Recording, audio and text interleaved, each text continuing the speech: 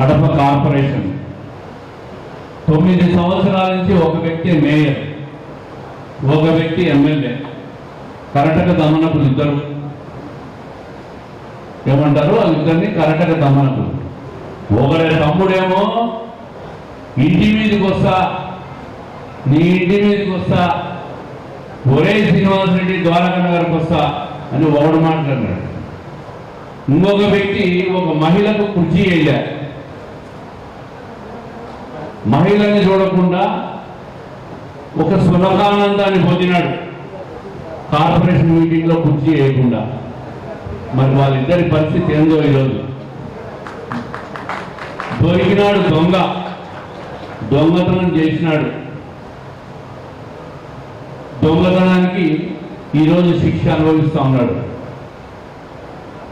మేయర్గా తొలగింపు తాకీదు అందుకున్నాడు. రేపు మళ్ళా కోర్టు కేసు వేసినాడు. రేపు కేశవరం పొద్దున్నే ఉంది. ఏమి కోర్టులో ఆయన స్టే రాదు. అంత పెద్ద తప్పు చేసినాడు. కేవలం 35 లక్షలు మాత్రమే అని మాట్లాడతారు. అంటే దొరికింది 35, దొరకని అవినీతి ఎంతుందో చూడాలి.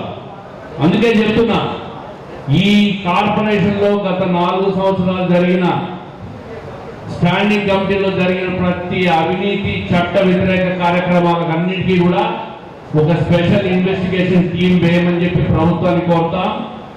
దానికి అనుగుణంగా దాని వెనక ఎంత పెద్దవాళ్ళు ఉన్నా, కార్పొరేటర్లు ఉండొచ్చు, కమిషనర్ ఉండొచ్చు, ఎవరి లెక్క పెట్టేది లేదు. అందరి చర్యలు తీసుకోవాల్సిందే. కార్పొరేషన్ స్టాండింగ్ కమిటీ అంటే వాళ్ళ ఇష్టం అనుకుంటున్నారు, ఇల్లు అనుకుంటున్నారు. అందుకే జగన్మోహన్ రెడ్డి గారు అధికారంలో ఉండగా అమరావతి రాజధాని కొట్టేసి 3 రాజధానులు అన్నాడు. ఏమంటే నాకు మెజార్టీ ఉందని. మరి మెజార్టీ ఉంటే 3 రాజధానులు ఎందుకు చేయలేకపోయినాడు?